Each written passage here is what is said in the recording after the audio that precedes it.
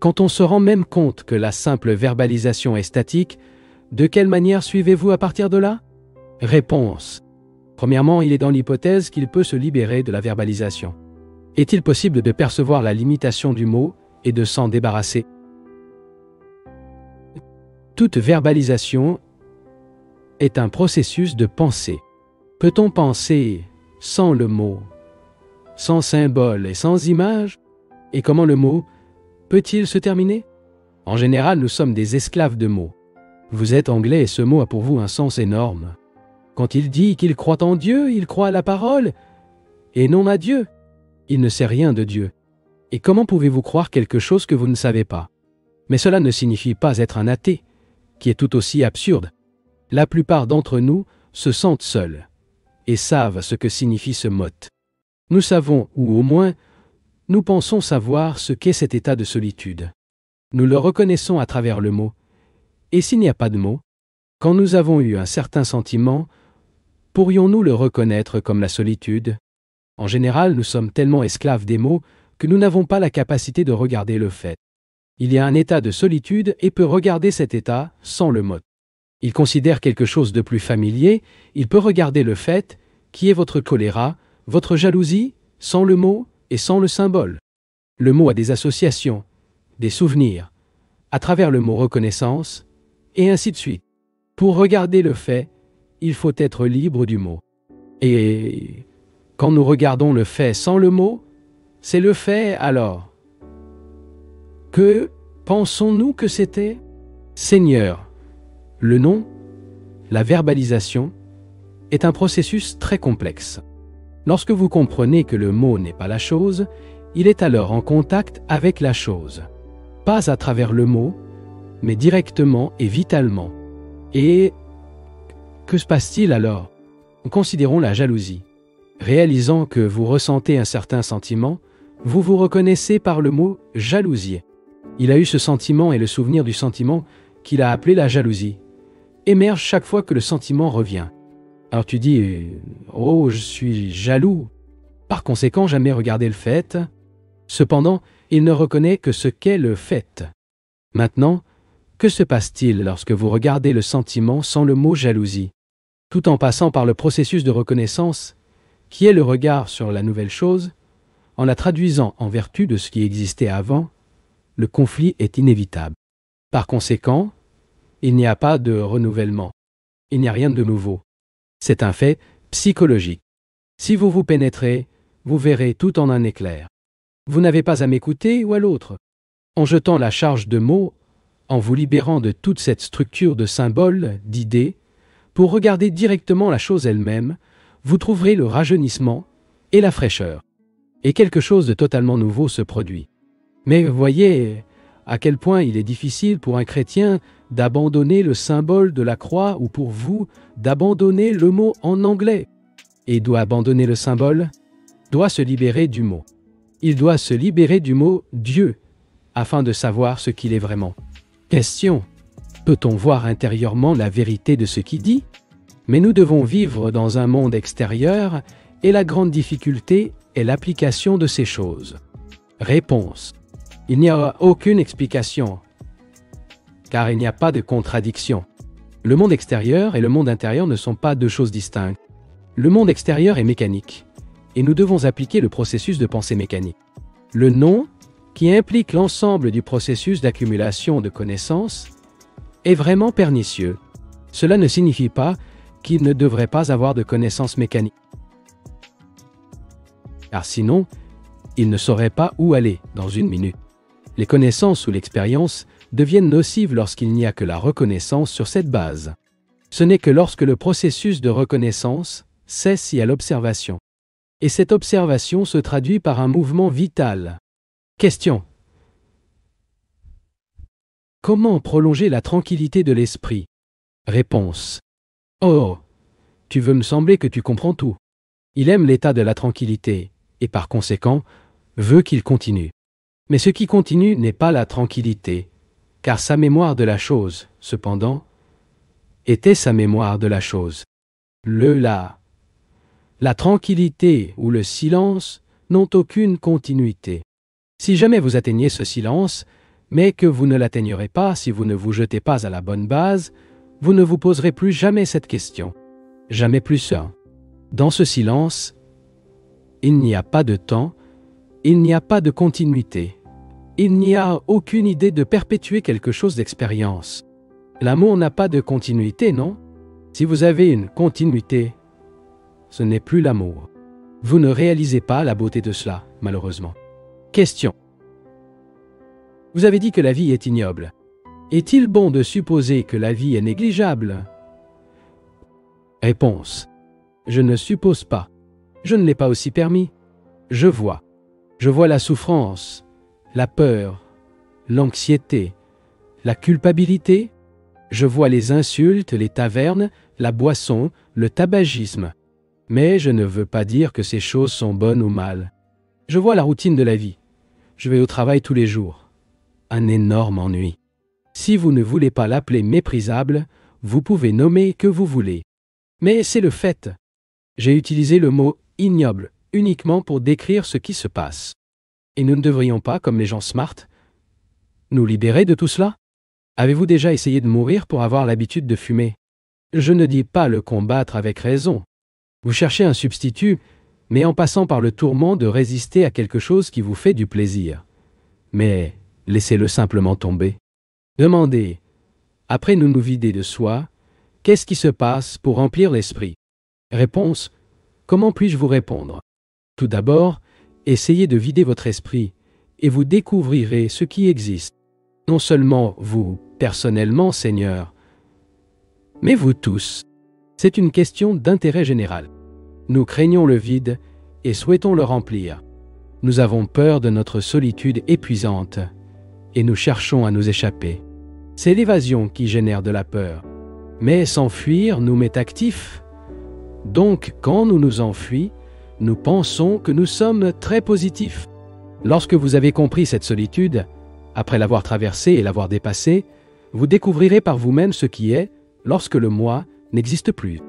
Mais, comme dans tout, le Seigneur doit commencer par le vide. La tasse n'est utile que lorsqu'elle est vide. Mais pour comprendre ce vide, il est nécessaire de le traverser en un éclair, pour ainsi dire, et de lancer la base correcte. Vous saurez donc, vous ne vous demanderez plus jamais ce qui est au-delà de ce vide. Question.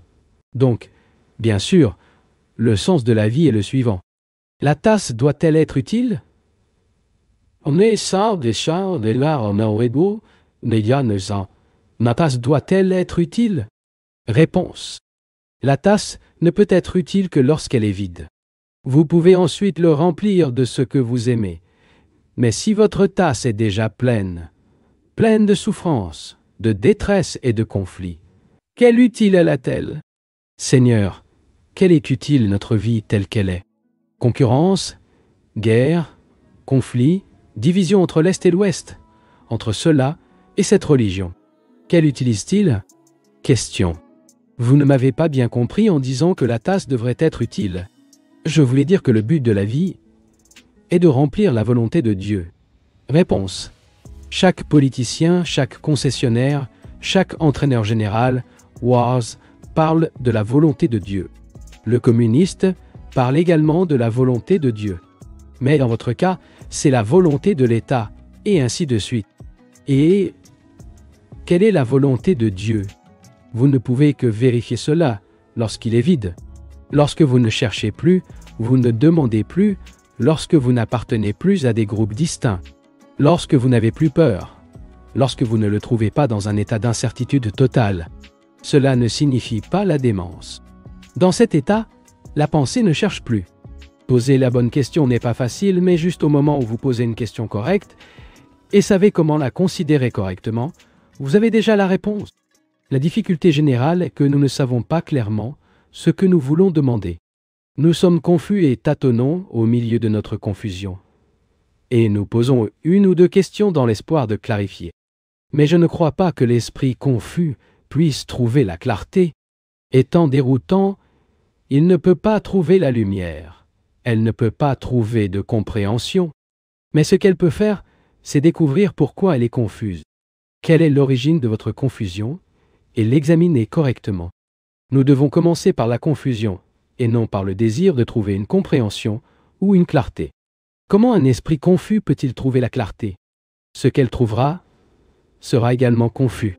Il me semble donc que lorsque nous essayons de trouver la solution d'un problème donné, nous évitons de comprendre notre propre problème. Si j'ai un problème, ma réaction instinctive est de vous trouver la solution. Trouver une sortie de toute façon de ce problème. Et généralement, je trouve une solution qui me satisfait temporairement. Mais le problème revient dans l'autre sens. Si au lieu de chercher une solution au problème, je commence à le comprendre, à le clarifier, alors dans ce processus, la solution apparaît. Je n'ai pas à le chercher hors du problème. Dans cet esprit, continuons. Monsieur, j'ai raison, si je comprends ce que cela signifie, cette attention est dans le temps et la perception de l'éternité. Et cela jetant la base de l'attention dans le temps, aurons-nous des aperçus d'une perception intemporelle? Réponse. Permettez-moi d'abord de souligner que ce n'est pas là pour comprendre ce que je dis. Essayez de comprendre. Et ne pas comprendre ce que je dis. Nous essayons de voir comment nous sommes. Sachez-nous, si possible, totalement. Nous essayons de comprendre cette entité complexe qui est chacune de nous, avec toutes ses variations subtiles, conflits, envies et compulsions. J'ai dit ça, à nous comprendre complètement, une certaine perception, la perception individuelle de notre façon, et nous ne pouvons pas avoir cette perception si nous condamnons ou justifions ce que nous voyons en nous. Maintenant, c'est assez simple. Si je me condamne, il n'y a aucune compréhension. Je ne réalise pas le sens de ce que je vois. Je condamne seulement. Si je condamne une personne ou que je le compare à un autre, je ne le comprends pas. Ainsi, pour nous comprendre, par noble ou ignoble, sensible ou insensible que nous sommes, une perception est nécessaire. Cette perception implique qu'il ne devrait pas y avoir de justification, ni de condamnation, pas de comparaison. La justification, la condamnation et la comparaison sont dans le temps, sont dictées par notre conditionnement. Nous regardons des choses comme l'anglais, les hindous, les chrétiens ou les communistes. Notre observation et notre pensée sont conditionnées par les influences culturelles et éducatives de notre environnement. Et si nous ne connaissons pas ce conditionnement, nous ne pouvons pas voir ce que c'est, nous ne pouvons pas voir le fait. Ceci, oui, est assez simple. Je pense. Ce n'est pas quelque chose qui essaie d'apprendre de moi. Pour voir et comprendre l'entité de manière complexe que vous êtes, vous devriez vous regarder sans ce contexte de condamnation, de justification et de comparaison. Et quand vous regardez de cette façon, vous pourrez vous voir d'une manière totale. Je considère qu'il est important de comprendre cette question de perception et de ne pas en faire quelque chose de mystérieux. Il n'y a pas de mystère dans la perception. Il est infiniment praticable et applicable à l'existence quotidienne. Si une personne se rend compte qu'elle compare, juge, évalue, si elle est pleine de ses goûts, aversions, contradictions sans condamner ou chercher à s'en débarrasser, s'il perçoit tout cela, s'il croit le fait, que se passe-t-il? Que se passe-t-il si je n'ignore pas que je suis un menteur? Si je réalise le fait sans le condamner, sans savoir à quel point, mal, en détresse, etc. Et vous savez vraiment quel esprit, que se passe-t-il? Veuillez voir que vous n'apprend rien de moi. Je ne veux pas être votre instructeur, je ne veux pas être suivi. Et c'est quelque chose de nocif, c'est un obstacle, il détruit toute votre capacité à vous découvrir. Mais si vous observez, vous verrez que lorsque vous êtes simplement conscient du fait, vous l'examinez sans aucune opinion sur vous. Regardez-le comme une nouvelle chose, et non avec tous les souvenirs et associations liés au fait. J'espère m'expliquer clairement. La difficulté est qu'elle ne fait jamais face à la réalité directement. Vous ne regardez que les valeurs et les opinions qui y sont associées. Et cela vous empêche de voir le fait. Que se passe-t-il quand je vois que je mens, que je suis ambitieux ou envieux ou passionné? Quand je regarde les faits, sans aucune opinion, pas de mémoire relative, il n'y a plus d'obstacle pour le percevoir. Je peux le regarder sans déviation, pas de défiguration, donc ce fait génère l'énergie dont j'ai besoin pour le traiter. Je peux découvrir pourquoi je mens et ce que je dois faire à cet égard. Peut comprendre. Si je n'ai aucune opinion, jugement ou évaluation concernant le fait, il génère donc l'énergie nécessaire pour y faire face. Tout cela fait partie de la perception. Cela fait partie du temps. Et veuillez ne pas spéculer sur timeless. Pour découvrir ce qui existe au-delà du temps, vous ne devriez pas faire une partie des mots et vous ne pouvez pas apprendre de ma bouche. Vous devez travailler pour obtenir cette découverte. Comprendre signifie être conscient de leur réaction face à un fait. Cela signifie observer toutes vos réactions aux défis. Pas un défi suprême, mais le défi de chaque jour. Les petits défis survenus lors de voyages dans un bus, lorsque vous parlez à votre patron, etc. Vous devez réaliser non seulement vos raisons conscientes, éduquées, modernes, mais aussi les raisons inconscientes, les compulsions et les envies, parce que les conscients et l'inconscient sont dans le domaine du conditionnement. Et par conséquent l'inconscient est le passé, l'héritage racial accumulé, et j'ai besoin de réaliser tout cela. Pour être conscient, sans choix, ce processus total de l'inconscient et de la conscience, un état mental négatif est nécessaire.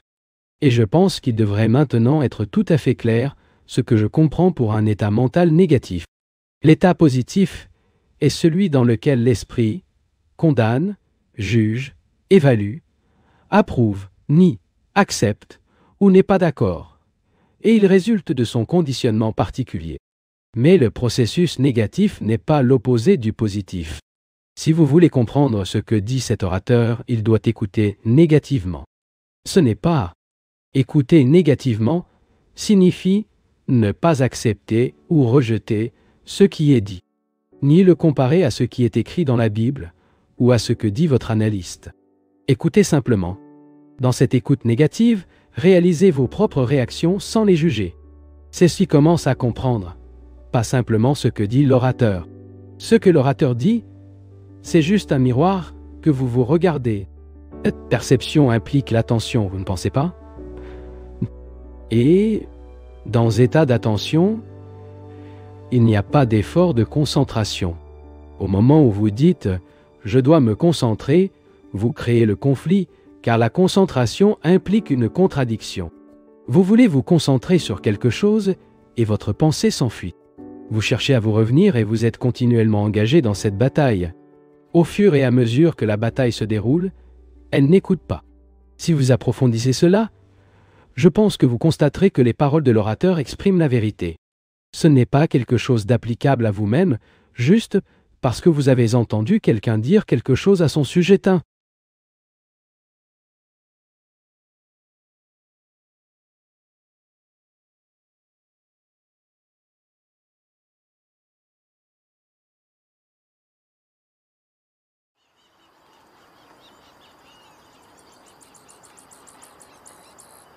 La compréhension est donc un état d'attention sans choix.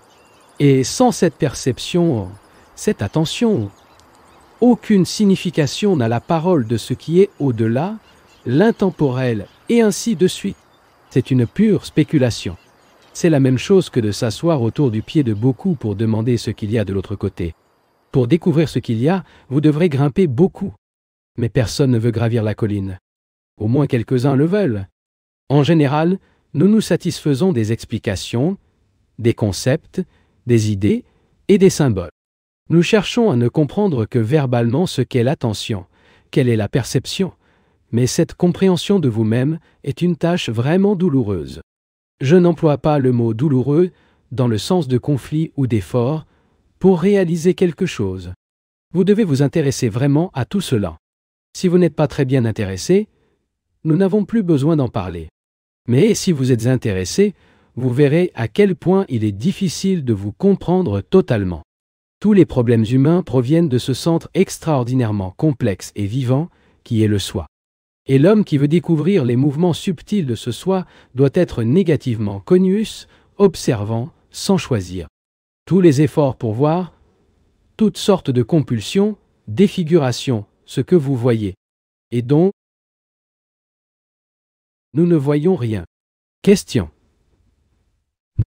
Qu'est-ce que cela signifie en déclarant qu'une personne se libérer de la souffrance, doit totalement détruire sa mémoire.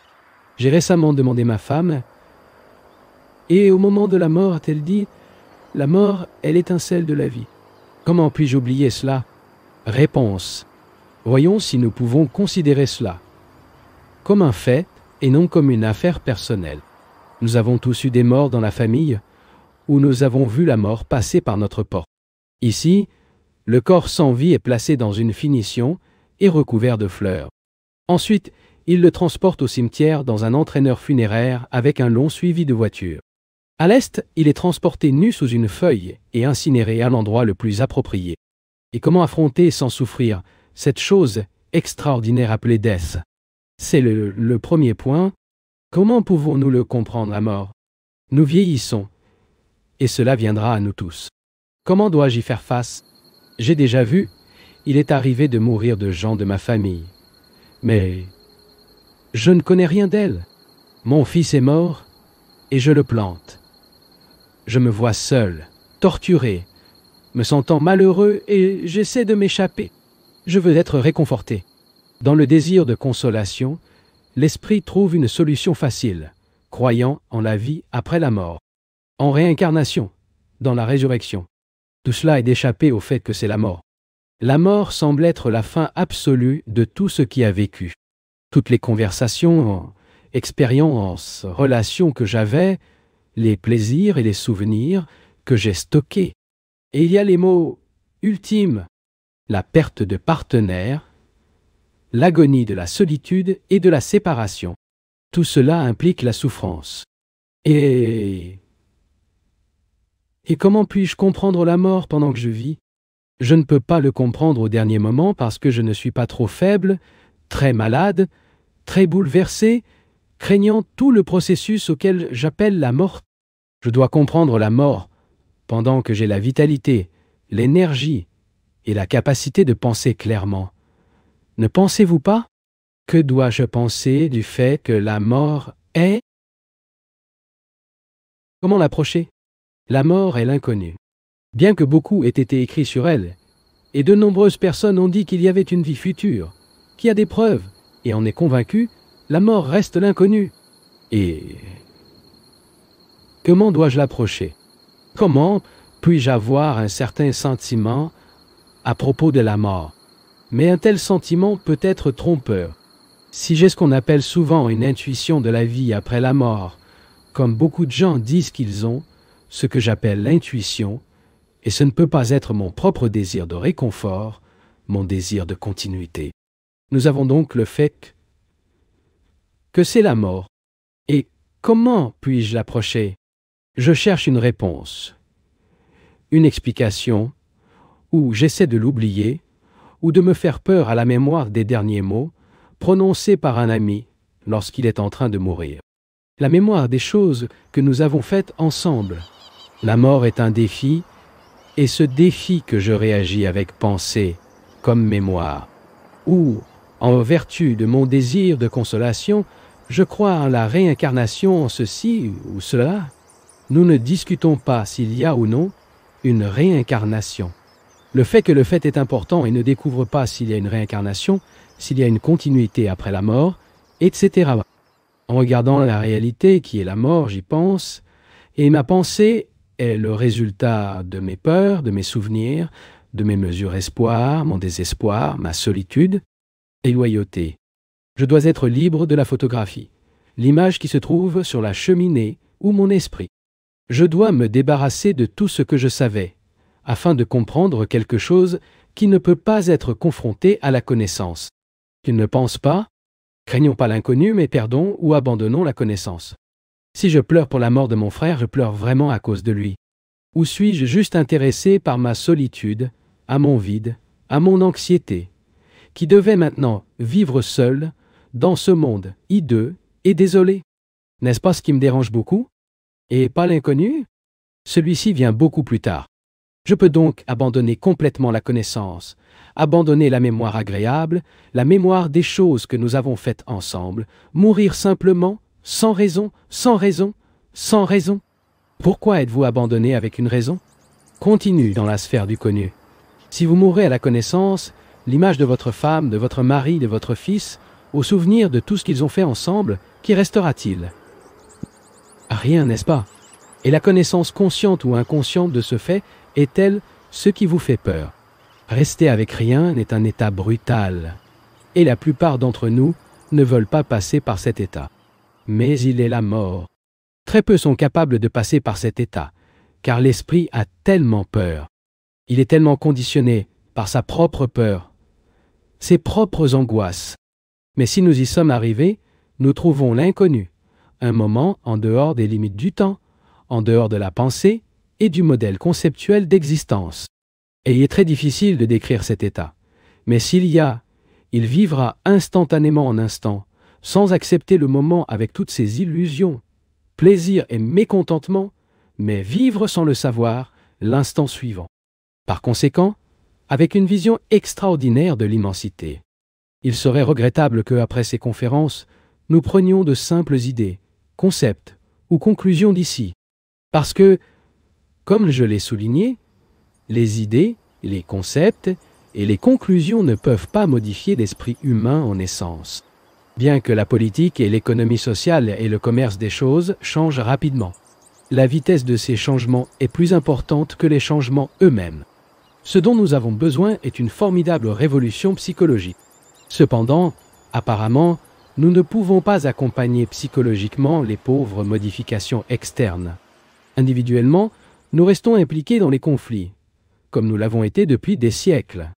Pour découvrir ce qui est vrai, toutes les conclusions, toutes les formes de comparaison et de condamnation doivent être annulées.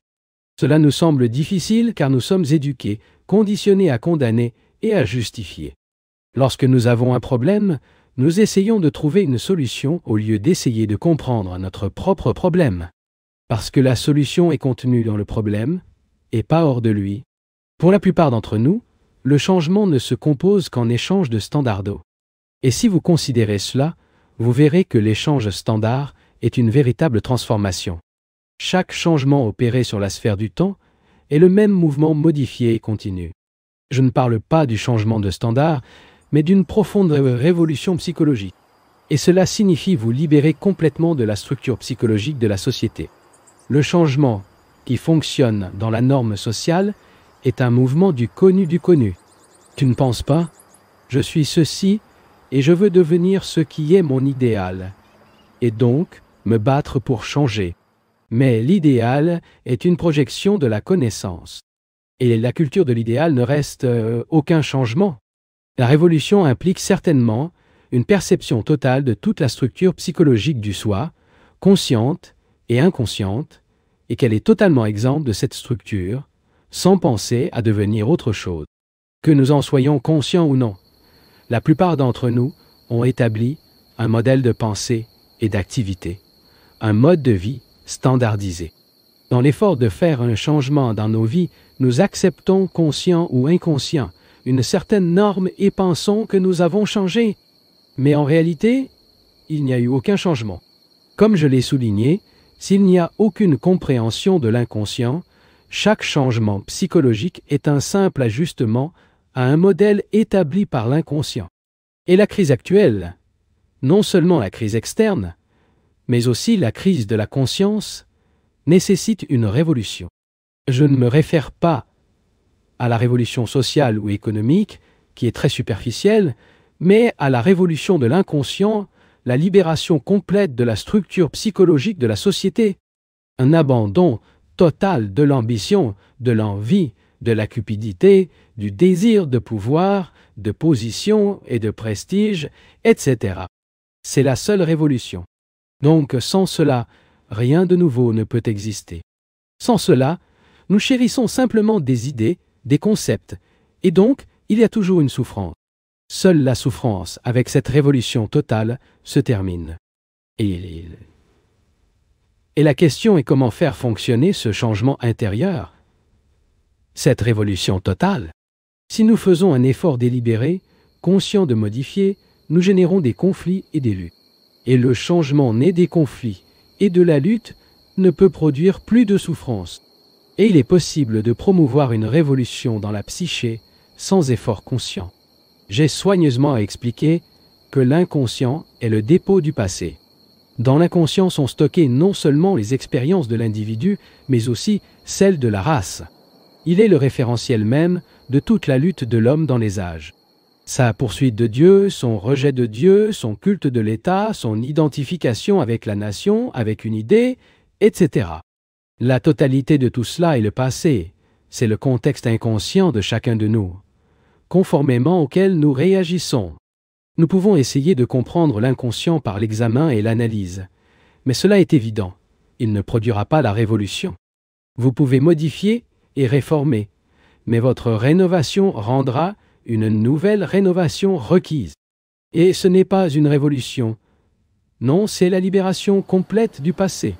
Si vous avez besoin d'un esprit jeune, nouveau et purifié, et cet esprit ne peut exister que lorsque nous sommes psychologiquement exempts du passé. Mais comment cette révolution peut-elle fonctionner sans effort, sans essayer de faire quelque chose à cet égard?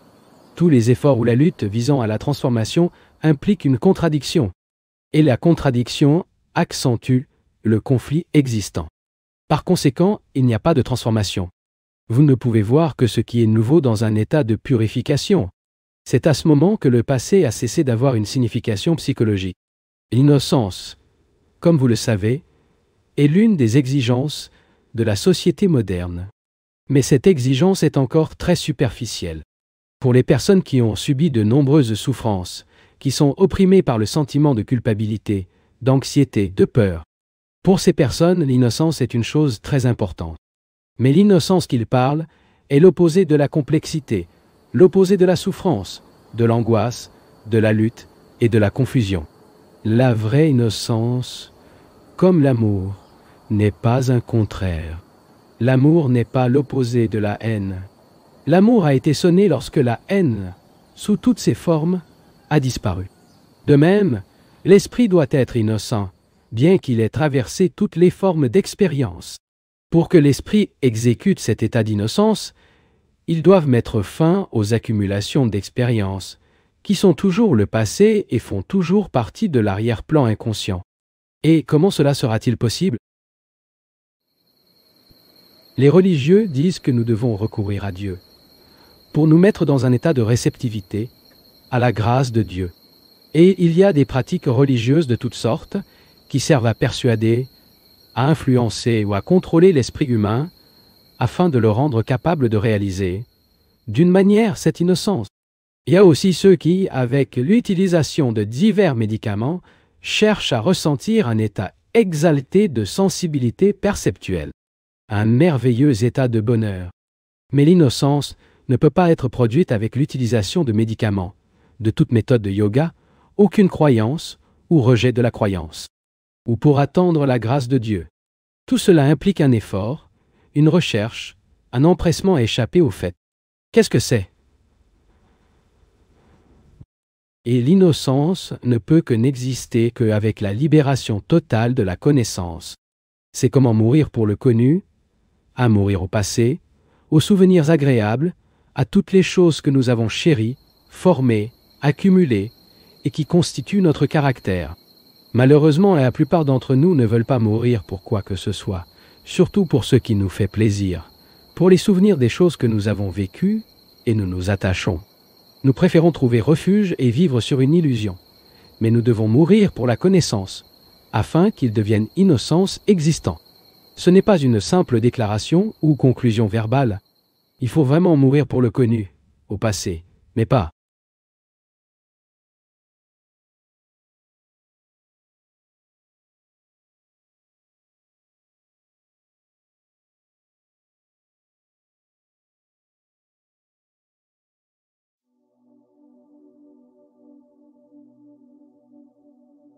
Pourquoi est-il si difficile de vivre sans la fin d'être? Réponse. Seigneur, je ne poserais pas cette question si j'avais entendu ce que je disais auparavant. Nous faisons toujours cela. Quelqu'un pose une question, et d'une telle manière, nous sommes absorbés par nos propres problèmes que nous ne faisons même pas attention. S'il avait entendu la question concernant la mort, il aurait répondu à la présente question par lui-même. Parce qu'il est si difficile de vivre, sans la fin d'être ou de devenir. La fin de l'être, la fin de publicité ou de la renommée, la fin de devenir quelqu'un dans ce monde ou le soi-disant monde spirituel, la fin de pain, la fin de sexe, etc. Avez-vous déjà essayé d'abandonner l'une de ces femmes? Avez-vous déjà essayé d'abandonner quelque chose qui vous fait du plaisir? Ou cela est devenu une habitude? Abandonnez-le simplement. Beaucoup parmi vous, peut-être de fumer, est une habitude commune. Avez-vous essayé d'abandonner cette habitude? Pour lui, mourir sans effort, sans contrainte, sans la bataille qui commence quand nous disons « Je ne devrais pas faire cela ». Comment affrontez-vous cette habitude si vous le faites? Je ne suis pas fumé, mais je connais beaucoup de gens qui fument et pour qui c'est devenu une habitude tyrannique. S'ils ne veulent pas l'abandonner, c'est bien, pas de problème. Mais si je veux laisser une habitude invétérée, que dois-je faire? Puis-je l'abandonner sans effort? Laissez-le simplement tomber de moi. J'utilise l'effort pour abandonner une habitude. Je sais ce qui se passe. Une bataille perpétuelle avec cette habitude commence. Un jour, je l'abandonne. Le lendemain, je lui suis à nouveau asservi et je reste dans ce match des années et des années. Par conséquent, je dois d'abord comprendre l'inutilité de la résistance ou des efforts pour éliminer une habitude. Cela fait, que se passe-t-il? Je prends conscience de l'habitude. Si je fume, je me regarde quand je le fais. Je me rends compte que je mets ma main dans ma poche, je retire le paquet de la cigarette, je prends une cigarette du pack, je frappe le pouce ou une autre surface dure, mettez la bouche, la lumière, l'œuf, le match et me mets à souffler de fumée. Je suis conscient de chaque mouvement, chaque geste, sans condamner ou justifier l'habitude, sans dire que c'est bien ou mal, sans penser que les choses horribles. Je dois en être libre. Je me fais conscience sans choix, étape par étape, lors du tabagisme. Essayez de faire cela la prochaine fois. Autrement dit, si vous voulez briser l'habitude et comprendre et briser une habitude, bien que superficielle, vous pouvez considérer tout le problème de l'habitude dans son ensemble. L'habitude de la pensée, l'habitude de ressentir, l'habitude d'imitation et l'habitude d'avoir faim d'être quelque chose. Parce que c'est aussi une habitude. Lorsque nous combattons une habitude, nous donnons à cette habitude plus de vie. Ensuite, le combat devient une autre habitude, ce qui, à son tour, nous emprisonne à nouveau. Nous ne connaissons que la résistance qui est devenue l'habitude. Toute notre pensée est habituelle, mais comprendre une habitude, c'est ouvrir la porte à la compréhension de l'ensemble du mécanisme d'habitude. Découvrez quand l'habitude est nécessaire, comme pour parler, et quand elle est viscéralement corrompue. La plupart d'entre nous travaillent dans une série d'habitudes. En agitation, dans anxiété, dans l'énorme agonie de notre existence, nous recherchons le réconfort en recourant à ce que nous appelons Dieu. Et dans cette habitude, nous travaillons. Nous avons des habitudes alimentaires, des habitudes de pensée, des sentiments et nous disons « Si cela ne fonctionnait pas, si cela ne fonctionne pas dans l'habitude, que vais-je faire? Comment puis-je vivre ?» C'est effectivement la peur de l'incertitude. En général, nous ne savons pas ce que c'est que de vivre dans un état d'incertitude sans zozobrate. Lorsque nous nous sentons intensément incertains, nous devenons névrotiques, étant une simple réaction récurrente du désir d'avoir raison. Il s'agit d'une simple réaction résultant du désir d'avoir raison. La pensée a toujours fonctionné dans l'habitude. Alors, craignez d'être incertain sans sécurité. Vivre dans l'incertitude est un état sain et non un état névrotique. Mais nous ne savons pas ce que cela signifie. Ainsi, pour comprendre le désir d'être ou de devenir, vous devez vous intéresser à tout le processus d'habitude et de le comprendre. Question. En vieillissant, l'esprit semble se solidifier en couches. Ce processus est-il naturel et inévitable? Réponse. Physiquement, à mesure que nous vieillissons, nous devenons. Physiquement, à mesure que nous vieillissons, nous devenons plus rigides et moins flexibles. Et c'est un fait qui peut être facilement observé. Naturellement, par la nourriture appropriée, la pratique de certains exercices et ainsi de suite, il est possible de conserver le corps régulièrement flexible. Mais cela ne constitue pas le problème intégral. Comment nous garder intérieurement jeunes, flexibles et vivants, sans nous enrichir mentalement et sans travailler dans des normes physiques? C'est le problème. Comme vous le savez, l'une des choses les plus difficiles est de se débarrasser d'une idée. Par exemple, l'idée de Dieu. Les religieux sociales sont terriblement portés cette idée. C'est une idée pour laquelle il a été conditionné et dans laquelle il se raidit. Le chrétien croit au Sauveur en Jésus, et c'est le résultat de 2000 ans de propagande. C'est la publicité qui vous fait croire ou ne pas croire en un seul Salvador. Droites les idées ont été inculquées en chacun de nous depuis l'enfance, et la plupart d'entre nous continuent d'agir selon eux.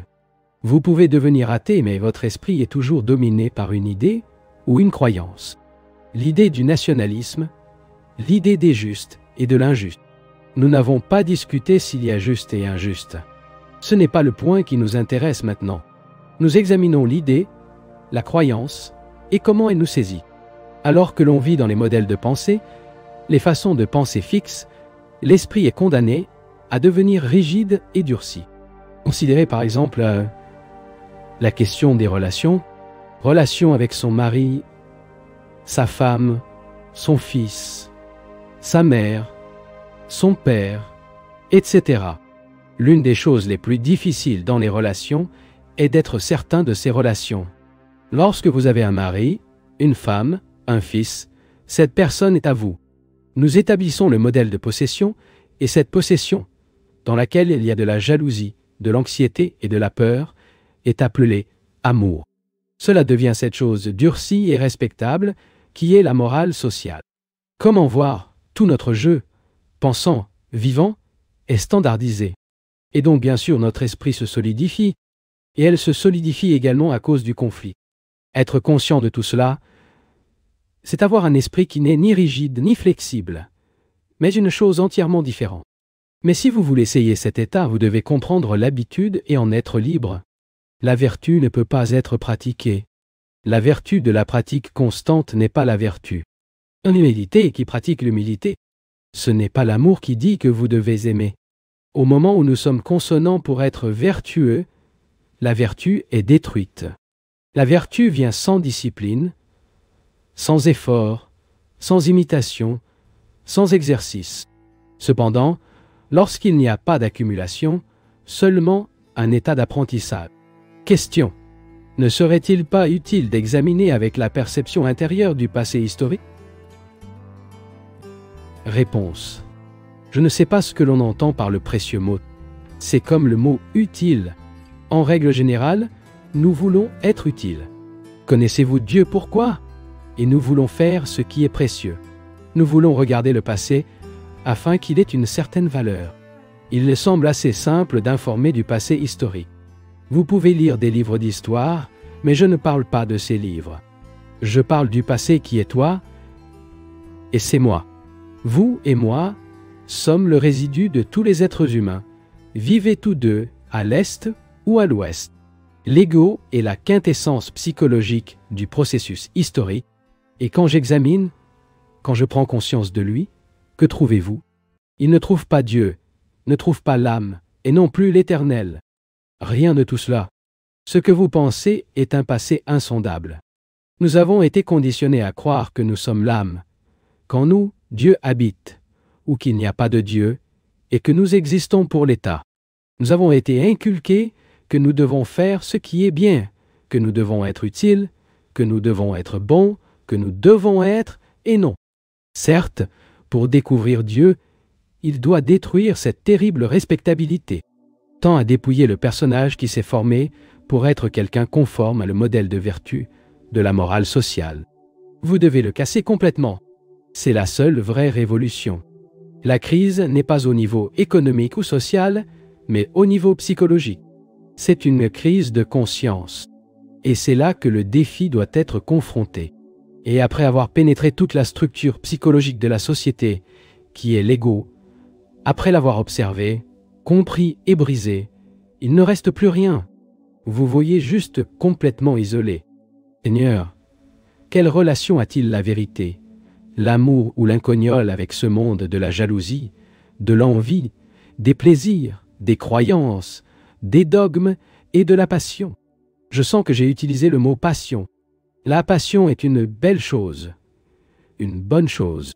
Je ne me réfère pas à la passion de l'ambition, de l'amour, etc. La passion que je parle est quelque chose de complètement différent.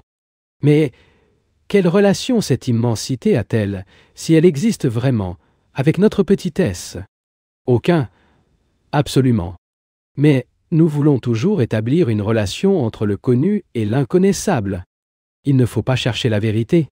Il n'y a rien à rechercher. Comment un petit esprit peut-il rechercher la vérité?